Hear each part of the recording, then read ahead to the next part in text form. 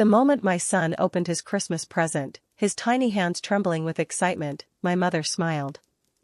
But when he pulled off the wrapping paper and found nothing inside, she laughed. The sound of it, light, almost musical, sent a wave of cold fury down my spine. My 6-year-old son, Ethan, stood motionless, his small fingers still gripping the empty box as if he had somehow missed the real gift hidden inside. His brown eyes, filled with innocence and hope just seconds ago, clouded over with confusion. Then, hurt. Then, something that shattered my heart into 1,000 pieces, shame. The room fell eerily silent. My siblings and their perfect little families shifted uncomfortably in their seats, their designer outfits shimmering under the chandelier's glow. My father, Charles Whitmore, swirled his scotch lazily in his glass, refusing to meet my gaze. My mother, Eleanor, tilted her head, an amused smirk dancing at the corners of her lips. "Oh, don't look at me like that, Lauren," she said lightly, her manicured fingers adjusting the pearl necklace resting against her cashmere sweater. "He doesn't need anything, does he? Besides, it builds character." A slow, creeping rage coiled inside me. Ethan blinked rapidly, his tiny frame trembling as he tried to fight back tears. My husband, Daniel, stiffened beside me, his jaw clenched so tightly I thought he might break a tooth. I felt my own hands curl into fists beneath the table, my nails digging into my palms hard enough to leave marks. It took every ounce of restraint in my body not to lunge across the table and wipe that smug expression off my mother's face. But instead, I did something far more dangerous. I smiled. Not a warm, forgiving smile. No, this was something sharper. Colder. A silent promise. "Thank you, Mother," I said, my voice smooth, almost serene. I stood slowly, pushing my chair back with deliberate care. The weight of my son's pain settled deep into my bones, grounding me in a way I hadn't felt before. I reached down, scooped Ethan into my arms, and pressed a kiss to his forehead. "Let's go, sweetheart." Michael followed without a word, his silence carrying the same dangerous edge as mine. The room remained frozen, a sea of guilt-ridden expressions and stunned whispers. My siblings, Olivia, Charlotte, Henry, all avoided eye contact. Somewhere in the distance, the grand piano continued playing soft holiday tunes, mockingly cheerful. As I walked out of that house, into the cold winter air, I made a vow. They would pay for this. And by the time I was done, my parents, the ever-so-powerful Whitmores, would learn the hard way that when you humiliate a child, you destroy a family. 3 days earlier. Snowflakes drifted lazily past the windows of our modest colonial-style home, their delicate patterns melting as they touched the warm glass. Inside, the scent of cinnamon and pine filled the air, mingling with the comforting aroma of hot cocoa. The Christmas tree in the corner stood at a respectable 6 feet, decorated with handmade ornaments and twinkling lights that cast a soft glow over the living room. It wasn't grand, it wasn't extravagant, but it was ours. And it was filled with love. I watched as Ethan sat cross-legged on the floor, carefully tying a ribbon around a small gift box. His red sweater, his favorite one, the one he had picked out himself from Target, hung slightly loose on his tiny frame. His brown eyes shone with excitement as he held up the finished package. "Mom, do you think Grandma and Grandpa will like this?" he asked eagerly. I swallowed past the lump in my throat. Inside the box was a simple yet thoughtful gift, a handmade ornament he had painted in school, decorated with tiny gold stars. It wasn't expensive. It wasn't designer. But it was made with love. "Of course, sweetheart," I said, forcing a smile. "They'll love it." Would they? I wasn't so sure anymore. A shadow of doubt crossed Ethan's face. He hesitated, glancing toward the window, where the snow continued to fall in soft silence. "Do we have to go?" My heart clenched. For the past few months, he had been asking this question more and more. At first, I thought it was just the usual reluctance of a child not wanting to sit through an evening of boring adult conversation. But then, I started noticing things. The way my mother barely acknowledged him when we visited. The way my father only spoke to him in curt, indifferent tones. The way my siblings' children received expensive gifts, extravagant praise, and boundless affection, while Ethan got polite nods, if anything at all. At 6 years old, my son had begun to understand something no child should ever have to learn. That he was unwanted. I knelt beside him, cupping his small face in my hands. I know it's not always fun, but Christmas is about family, Ethan. And no matter what happens, Dad and I will always be there for you, okay? He nodded slowly, but the spark of excitement in his eyes had dimmed. Behind me, I heard footsteps. Daniel walked into the room, adjusting the cuffs of his navy sweater, his expression unreadable. I knew that look well. He had overheard. And he wasn't happy. "We don't have to go, Lauren." His voice was low, careful. "Not if it's going to hurt him." I wished it were that simple. "You know how they are," I murmured. "Skipping Christmas Eve dinner would only make things worse." "Worse for who?" I didn't say it, but we both knew the answer. For years, I had tried to keep the peace.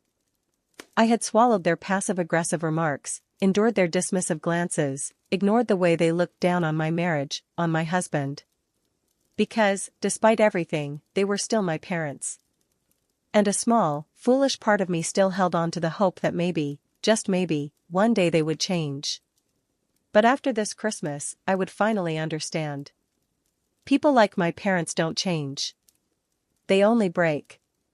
The Whitmore estate was exactly as I remembered, grand, imposing, and utterly lifeless.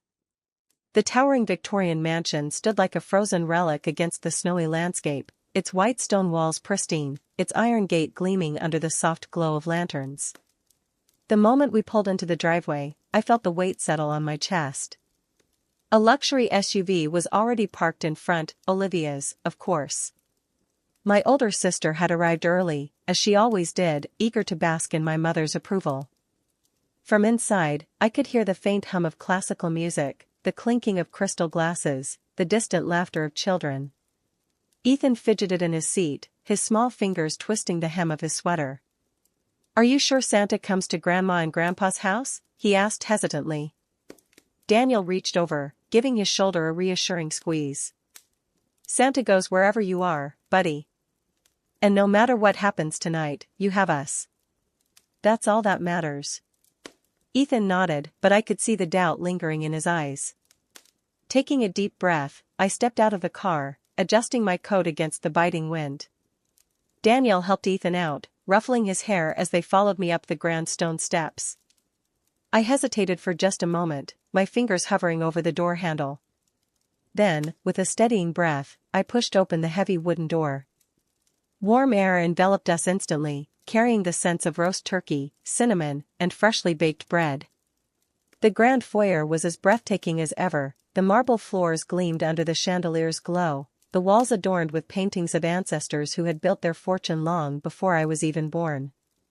At the center of it all stood the crown jewel of my mother's holiday decor, her 12-foot Christmas tree, decorated with Swarovski crystals and gold-trimmed ribbons, standing in perfect contrast to the warmth and simplicity of the tree in our own home. "Jenny, you finally made it," my mother's voice cut through the air, smooth and practiced, as if she were greeting a business associate rather than her own daughter. She emerged from the living room in a pristine white cashmere sweater, pearls glinting at her throat, her expression unreadable. She barely spared a glance at Ethan, offering only a fleeting brush of lips against my cheek before stepping back. "You're late." "Traffic," I lied. Her eyes flickered to Daniel. She didn't even greet him. Not that it surprised me. From the living room, the excited voices of my nieces and nephews rang out. Under the grand Christmas tree, a mountain of presents lay scattered, their colorful ribbons glinting in the soft light. Olivia's twins were already playing with the latest gaming console, Charlotte's daughter sat curled up with a brand new tablet, and Henry's son was gleefully unwrapping what looked like a premium sports gear set. Ethan took a small step closer to me. Then, as if on cue, my father's deep voice boomed from the other room. "Merry Christmas, Patricia." Patricia. Not Lauren. My father still refused to acknowledge my married name. I should have been used to it by now. Ethan stiffened beside me, his small fingers tightening around mine. I squeezed back gently. "It's okay, sweetheart," I whispered. "Mom and Dad are here for you." Even as I said the words, I felt the gnawing unease curl tighter in my gut. Tonight would be different. Tonight, something was going to break. And by the end of it, my parents would finally learn the cost of their cruelty. The evening unfolded with the kind of forced pleasantries and hollow conversations that had defined every family gathering at the Whitmore estate. The grand dining room was a spectacle of excess, the long mahogany table set with pristine Wedgwood china, polished silverware, and crystal goblets filled with aged wine. Candlelight flickered against the towering floral arrangements, casting soft shadows across the gleaming marble floors. Everything was perfect, meticulously arranged to maintain an illusion of elegance and superiority. But beneath the surface, the tension simmered. Ethan sat quietly beside me, his small frame barely visible against the high-backed dining chair. His cousins chattered excitedly, bragging about their expensive gifts. Olivia's twins boasted about their gaming console, Charlotte's daughter proudly displayed her new tablet, and Henry's son rattled off statistics about his top-of-the-line sports gear. No one asked Ethan what he had gotten for Christmas. No one even acknowledged his presence. My mother sat at the head of the table, watching the conversation unfold with the same satisfaction she always did, as if her carefully curated family was nothing more than a reflection of her own accomplishments. Daniel attempted to engage in small talk, discussing a recent project at work, but my father merely grunted in response before turning his attention to Henry, seamlessly shifting the conversation to stock market trends and investment strategies. It was deliberate, calculated. Daniel might as well have been invisible. I clenched my jaw, my grip tightening around my fork. Ethan, ever observant, noticed. His small fingers curled into his lap, his eyes flickering between his father and grandfather, confusion evident in his expression. The air was thick with unspoken words, each polite exchange laced with condescension. When Ethan, in an innocent attempt to contribute, began telling a story about his school project, my mother lifted a perfectly manicured hand and cut him off mid-sentence. "Let's save the children's chatter for later," she said smoothly, turning back to Olivia's son, who had just begun explaining his latest achievement in competitive chess. Ethan's face fell, his cheeks flushing a deep crimson. I felt something inside me snap. But I swallowed it down. For now. As dinner drew to a close, my mother stood, signaling the beginning of the annual gift exchange. Servants carried in an array of beautifully wrapped presents, setting them beneath the massive Christmas tree in the next room. The grandchildren gathered eagerly, eyes sparkling with anticipation as my mother handed out the gifts. Olivia's children unwrapped brand-new gaming headsets and designer clothing.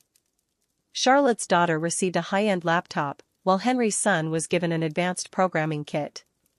Each child's delight was met with my mother's approving smile, her pride evident as she basked in their gratitude. Finally, she turned to Ethan, holding out a small box. He hesitated for a moment before taking it, his little hands trembling with excitement. He carefully peeled back the glossy wrapping paper, his breath hitching as he lifted the lid. And then, the excitement vanished. His fingers brushed against the bottom of the empty box, his expression shifting from anticipation to confusion. The room was silent. The warmth of the fireplace suddenly felt suffocating. And then my mother laughed. It was soft, almost amused, as if she found the entire situation endearing. "Oh, don't look so disappointed, darling," she said lightly. "He doesn't need anything, does he? Besides, it builds character." Ethan's lower lip trembled. His small fingers curled around the edge of the box as if searching for something, anything, that might have been overlooked. But there was nothing. The weight of humiliation settled over him, sinking into his small frame, crushing the innocent joy that had been there just moments before. A single tear slipped down his cheek, and my heart shattered into a million pieces. Daniel was the first to react. He pushed back his chair, the leg scraping against the polished floor, the sharp sound cutting through the silence. His hands were clenched at his sides, his breathing heavy, controlled only by sheer willpower. I could feel the anger radiating from him, thick and unrelenting. But before he could speak, I placed a hand on his arm. Not yet. I turned back to my mother, meeting her gaze with a calm so chilling it made her smirk falter. Slowly, deliberately, I rose from my seat. Without a word, I reached down and lifted Ethan into my arms, pressing a kiss to his temple. His tiny hands clung to me, his body shaking slightly as he buried his face into my shoulder. "Thank you, Mother," I said, my voice eerily steady. "You've given us exactly what we needed tonight." Her smirk returned, though there was a flicker of uncertainty in her eyes. "Oh, I'm sure I have." I smiled. But it wasn't warm. It wasn't kind. It was the quiet kind of smile that preceded a storm. I turned on my heel and walked toward the door, Daniel following closely behind, his silence carrying the same dangerous edge as mine. The room remained frozen, a sea of guilty expressions and whispered breaths. My siblings, Olivia, Charlotte, Henry, shifted in their seats, but none of them spoke. None of them stopped us. As I stepped outside, into the cold winter air, the snow fell in soft, delicate patterns around us. Ethan sniffled against my shoulder, his small body still trembling. Daniel opened the car door, his movements stiff, controlled. As I buckled Ethan into his seat, my son looked up at me, his voice barely above a whisper. Did I do something wrong? The question was a knife straight through my chest. I kept his face, brushing a tear from his cheek. No, sweetheart. You did nothing wrong. Then I looked at Daniel, at the way his jaw was set, at the unspoken fury in his eyes. I turned back toward the Whitmore estate, the grand, perfect mansion glowing behind us like a beacon of falsehood. No, Ethan had done nothing wrong. But my parents had. And they were going to pay. The next morning, the weight of the previous night still hung in the air like a storm cloud waiting to break. The house was eerily quiet except for the faint hum of the heater, the only sound punctuating the silence. I stood in the kitchen, hands wrapped around a steaming cup of coffee, staring out the window as the early morning sun reflected off the untouched snow in our backyard.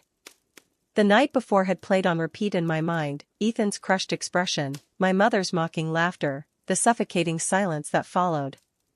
A small shuffle of feet behind me broke my thoughts. Ethan stood in the doorway, his red sweater slightly askew, his eyes still carrying the remnants of last night's pain. Without a word, he climbed onto one of the kitchen stools, resting his chin on the counter. My heart clenched. "Did Santa still come?" he asked softly, his voice fragile, uncertain. Daniel, who had just stepped in, placed a gentle hand on his back. "Santa always comes, buddy." Ethan nodded but said nothing. The damage had already been done. The buzzing of my phone shattered the quiet. I reached for it, and the moment I saw the name on the screen, my stomach twisted. Olivia. I hesitated for only a second before answering. "This is unacceptable," she said the second I picked up.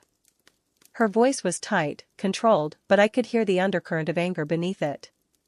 "I'm so sorry, Lauren. I should have said something last night." "I should have." "You didn't," I cut in, my tone sharper than I intended. "None of you did." A pause. Then a sigh. "We were shocked. We didn't expect." I laughed, the sound bitter. "Didn't expect what?" "That she would humiliate my son? That she would take things that far? Don't act like this is new, Olivia. She's been doing this for years." Another pause. Then, softly, "You're right." That caught me off guard. Olivia never admitted when she was wrong. "I talked to Charlotte and Henry," she continued. "We're all furious. And honestly? We've had enough." I narrowed my eyes. "What do you mean?" "I mean, we're done," she said, voice firm now. "We talked this morning, and we're cutting them off. Completely." A beat of silence passed. Then another. I leaned against the counter, gripping the phone tighter. "Explain." You know they rely on us, Olivia said matter-of-factly. The investments, the property maintenance, the social connections, everything that keeps them at the top? It's all because of us.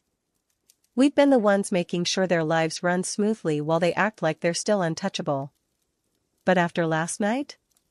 No more. My mind raced. She wasn't wrong. My parents lived under the illusion of wealth, but in reality, their lavish lifestyle was only sustainable because we, their children, had been propping it up. Olivia and her husband covered their medical expenses, ensuring they had access to the best doctors. Charlotte handled all their legal affairs, from estate planning to property contracts. Henry managed their investments, keeping their finances afloat despite my father's increasingly reckless spending. And me? I had been responsible for their real estate dealings, maintaining their home and ensuring they never had to deal with the tedious realities of ownership. We had given them everything. And they had still chosen to tear one of us down. They think they're untouchable, Olivia continued, her voice colder now. Let's see how well they survive without us. A slow, creeping satisfaction spread through me. For the first time in my life, I felt something close to justice. What's the plan? I asked. By the afternoon, the wheels were already in motion. Olivia's first call was to their private physician. I'm sorry, she said in a tone dripping with artificial regret. But I won't be able to continue covering their medical transportation costs. Charlotte's next call was to their property maintenance company. We won't be renewing the contract, she informed them, making sure the notice was immediate. No more landscaping, no more house repairs, no more services that kept their estate in pristine condition. Henry handled the financial side, withdrawing from their investment accounts, effectively severing their access to the discretionary funds that had allowed them to maintain appearances. And me? I made one final call, to their country club. I'd like to cancel the automatic payments, I said smoothly. Effective immediately. The woman on the other end hesitated. Mrs. Whitmore has been a valued member for years. Are you sure? I'm sure. And just like that, the world my parents had built, the carefully crafted facade of power and prestige, began to crumble. The fallout was immediate. Within 24 hours, their world started to shrink.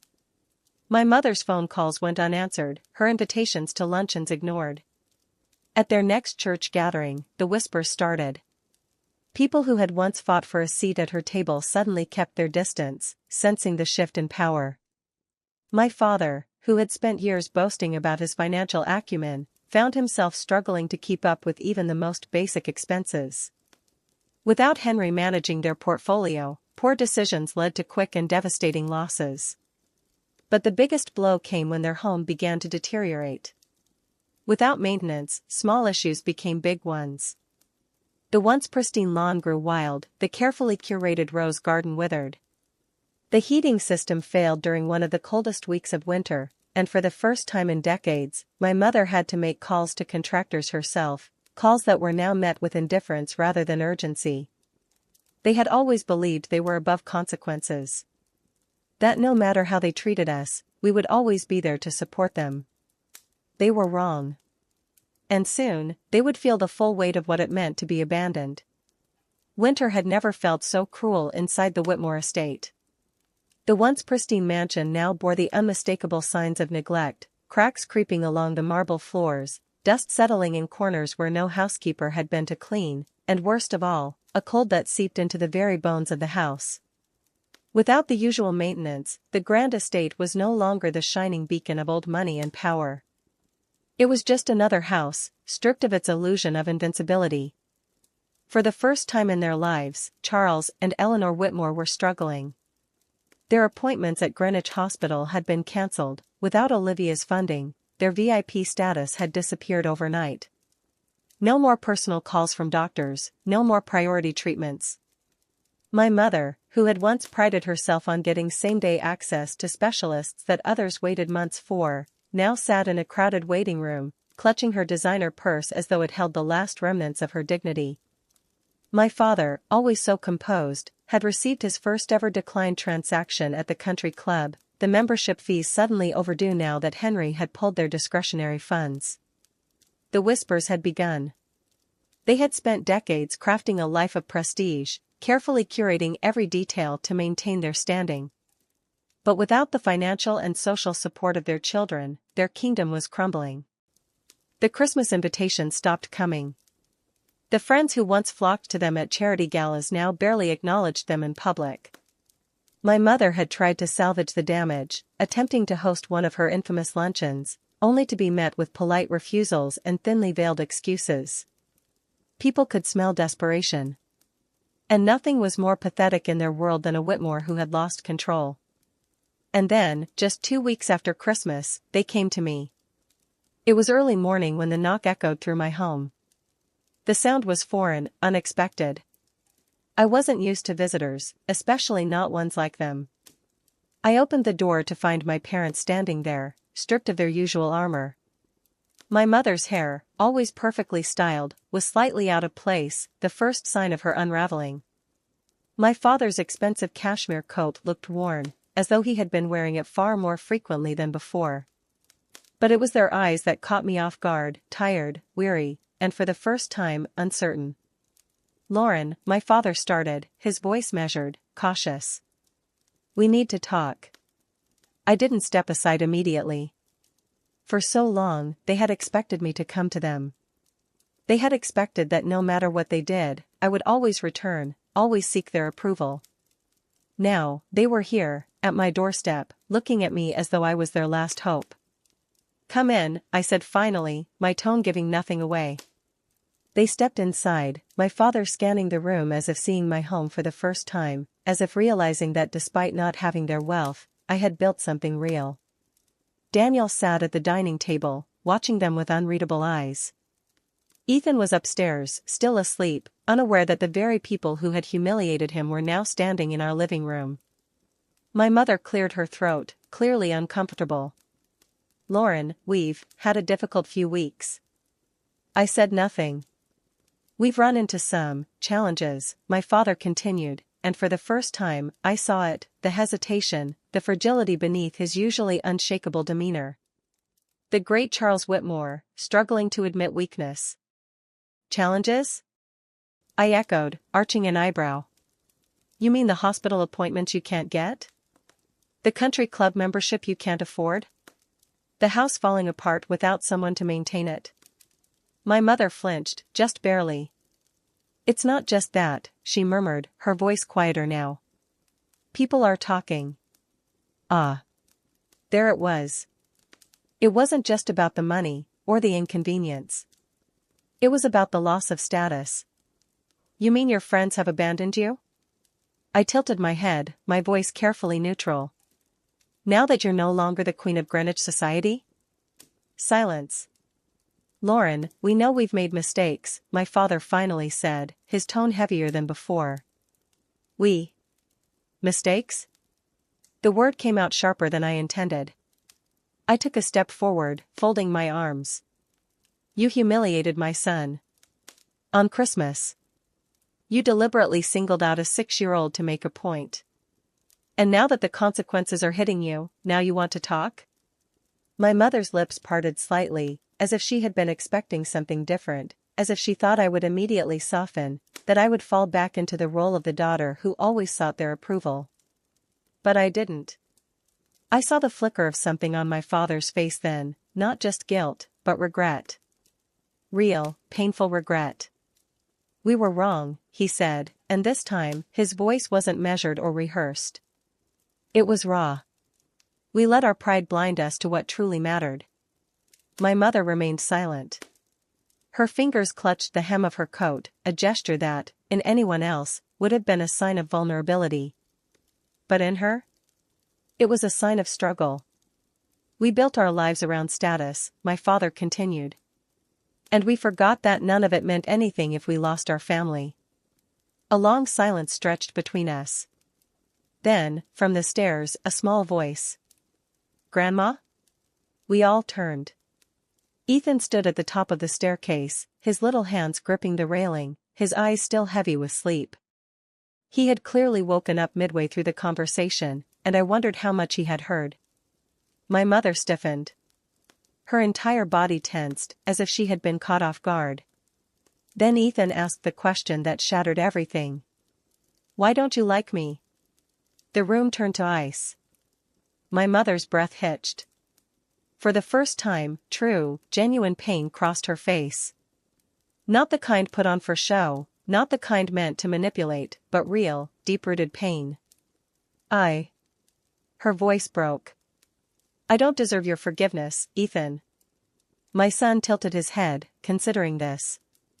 Then, in the simple, unburdened way that only children could, he stepped down the stairs and walked toward her. "It's okay," he said softly.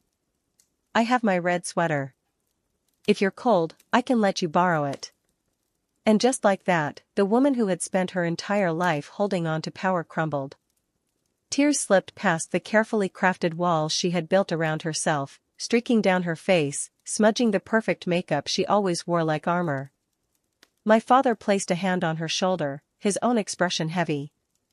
"Would you give us a chance?" my father asked, his voice unsteady. I looked at Daniel, who simply nodded, trusting me to make the decision. I turned back to them. "If you want a second chance," I said, my voice steady, "there will be conditions. Because this time it wouldn't be on their terms. It would be on mine." For the first time in their lives, my parents weren't the ones dictating the rules. The power dynamic had shifted, and they knew it. My mother, who had spent years wielding control like a finely honed blade, sat frozen, her carefully curated composure slipping with each passing second.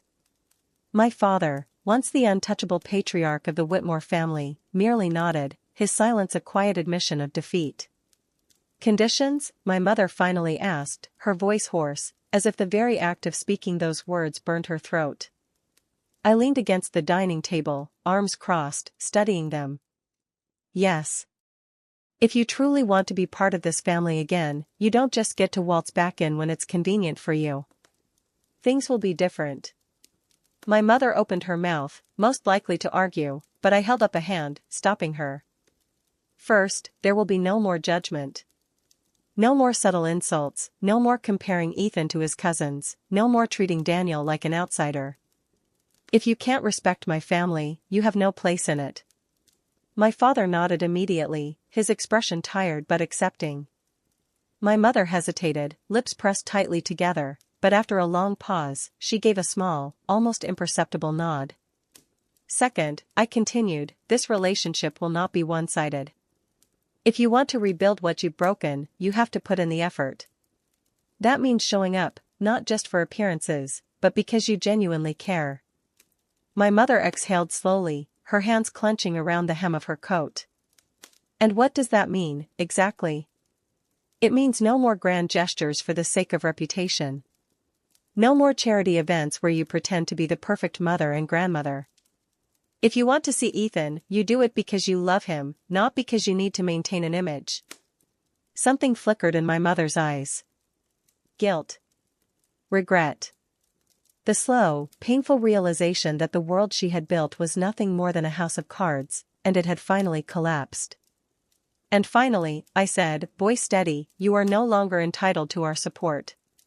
Financially, socially, or otherwise. You'll stand on your own 2 feet. If you need help, you ask. But you do not expect it." My mother's head snapped up at that, her posture going rigid. That was the one thing she hadn't expected. Losing control over her children had been one thing. Losing the life of luxury she had become accustomed to? That was another entirely. "Lauren, be reasonable." "I am," I cut in sharply. "You have no idea how reasonable I'm being right now." A heavy silence settled over the room. My mother glanced at my father, as if searching for support, but he didn't argue. He just exhaled a deep breath and said, "We understand." Those 2 words sealed it. For the first time in their lives, Charles and Eleanor Whitmore had to start over. 3 months passed, and with them, the last remnants of my parents' once untouchable status. Their names no longer held weight in Greenwich's elite circles. Their invitations to high society events had long since dried up. The country club, which had once been their second home, had removed them from its membership roster. And without the silent financial backing of their children, they were forced to confront the realities of their situation. The Grand Whitmore estate, once the symbol of their power, had lost its luster. Without weekly maintenance, the once flawless garden had begun to grow wild, the perfectly manicured rose bushes now tangled with weeds. Inside, the once gleaming floors bore the scuffs of age, the grand chandelier now slightly dimmer without the meticulous upkeep of a full-time staff. The illusion of wealth had crumbled, leaving behind nothing but the bare bones of what once was. And yet, for the first time, they were learning how to live. My father, who had spent his entire life obsessing over wealth and prestige, had taken on a role as a volunteer bookkeeper at the local senior center. It wasn't paid. It wasn't glamorous. But there was something almost peaceful about the way he approached it now, his once meticulously styled hair now slightly unkempt, his designer suits replaced with more practical sweaters and slacks. My mother, once the queen of Greenwich's social scene, had been forced to step away from the world that had abandoned her. Instead of charity galas and country club luncheons, she now spent her afternoons at a small book club, a quiet gathering of women who didn't care about last names or bank accounts. For the first time, she was experiencing what it meant to have relationships not built on status, but on connection. I never knew conversations could feel this real, she had admitted once, almost reluctantly, as she helped me set the dinner table one Saturday evening. That was another change. They no longer hosted family gatherings at their mansion. Now, they came to ours. Every Saturday, without fail, they arrived, not as hosts, not as figures of power, but as family. And Ethan? He had begun to smile around them again. "Grandpa, did you see my game?" he asked excitedly one evening after his Little League practice, running up to my father with all the enthusiasm he had once reserved only for Daniel and me.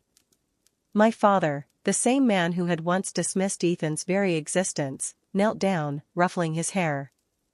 "Of course I did, champ. You were incredible out there." "And my mother?" She had started helping him with his homework, sitting beside him at the kitchen table, patiently working through math problems in a way that was so foreign, so different from the woman she had once been, that sometimes I wondered if this was the same person who had humiliated my son on Christmas Eve. Maybe she had changed. Or maybe she had simply learned what truly mattered. One evening, as I stood at the sink washing dishes, I caught a glimpse of them outside. Ethan was in the garden, showing my parents how to care for the plants, his tiny hands demonstrating how to loosen the soil, how to water the flowers just right. My mother, her once perfectly manicured nails now covered in dirt, listened intently. My father, who had once scoffed at anything that wasn't related to finance or power, watched with a quiet reverence. I wiped my hands on a dish towel, leaning against the counter. Daniel stepped up beside me, following my gaze. "Did you ever think we'd see this day?" I exhaled a slow breath. "No. But I think, maybe it's enough." Daniel wrapped an arm around me, pressing a kiss to my temple. Outside, Ethan laughed as my mother accidentally knocked over a watering can, her gasp of surprise followed by a genuine, uninhibited laugh of her own. And maybe, just maybe, that was the real gift this year. The box my mother had once given my son had been empty. But now, it was full. Full of lessons learned. Full of the kind of love that money could never buy.